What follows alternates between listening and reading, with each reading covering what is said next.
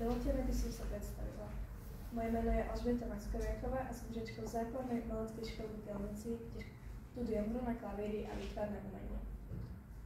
Na úvod by som vám rada vysvetlila, prečo som sa dnes prišla práve s témou hravá zvukovosť. Moja učiteľka klavíra sa mi totižto snaží pravidelne do repertoáru zaradila skladby súčasných skladateľov, najmä tých slovenských. Priznám sa, nie vždy sa to však stretlo s mojím pochopením. Pýtala som sa aj, prečo mám hrať skladby, ktoré zniejú tak zvláštne, divne, niekedy smiešne či strašidelne. Nakoniec som od nej dostala otázku, ktorá môj postoj zmenila. Skús porozmýšľať, čo ti tieto skladby, tóny alebo zvuky môžu zobrať a naopak, čo ti môžu dať. A tak som začala premýšľať a so svojimi myšlienkami by som sa s vami teraz rada podelila.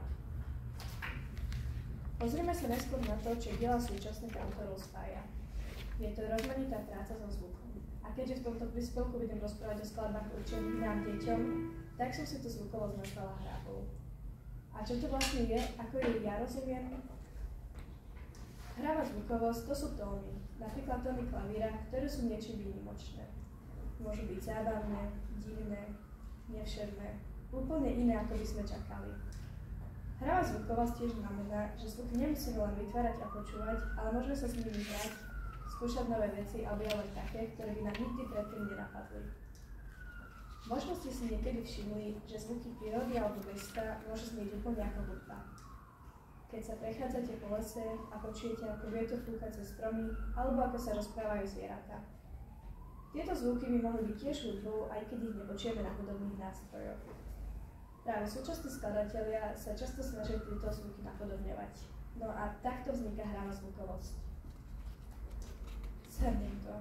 Môžeme si predstaviť, že každý zvuk, ktorý počujeme, môže byť hudobným nástrojom. Dokonca aj naše vlastné kroky, smiech, dokonca náš dých.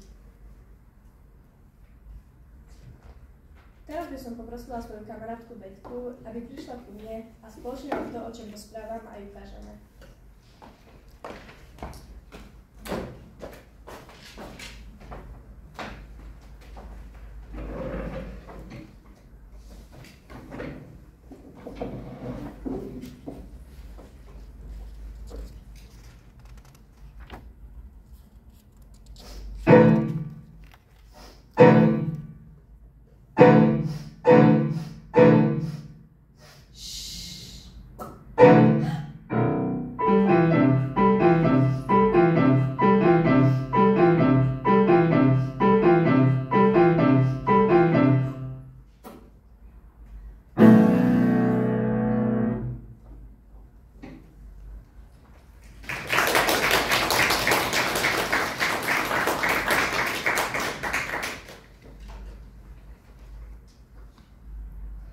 Hudobníci sa často hrajú so zvukmi na rôznych nástrojoch.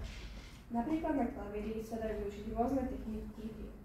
To znamená, že nehráme na klavíri tak, ako to robíme bežne, prstami na klávese. Môžeme na klavíri robiť rôzne iné veci, aby vznikli zaujímavé a nečakané zvuky. Tieto techniky sú svojím spôsobom, ako sa zahrať so zvukmi a získať nové nevyčajné také, ktoré nás prekvapia. Napríklad namiesto toho, aby sme na klavíri len hrali, môžeme prstami jemne poklepať na klávesi alebo sa dotýkať okrajov. Takto vytvárame zvuky, ktoré pripomínajú tlieskanie, klopanie, škrípanie alebo iné neobvyklé zvuky. Veď počúvajte a aj pozerajte.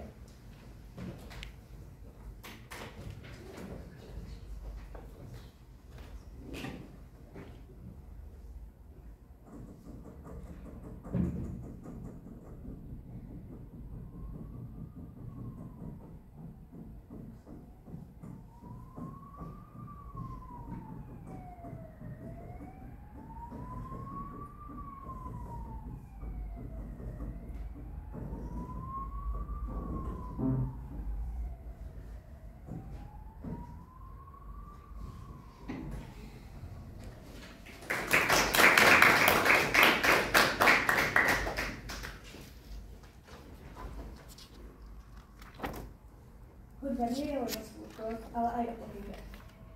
Keď počúvame rytmickú hudbu, máme chuť sa hýbať, tancovať, dokonca aj skákať.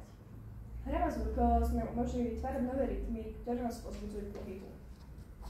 Aj keď klavír poznáme ako tradičný hudobný nástroj, môže byť tiež použitý na vytváranie zaujímavých rytmických modelov. Napríklad môžeme jednoducho klopať prstami na klávesy v rôznych rytmoch, čo vytvára efekt búchania alebo ťukania. Tieto zvuky môžeme kombinovať s inými technikami, ako sú hra na tele, lieskanie, tlieskanie, dupanie a vytvára z nich rôzne zvukové kombinácie.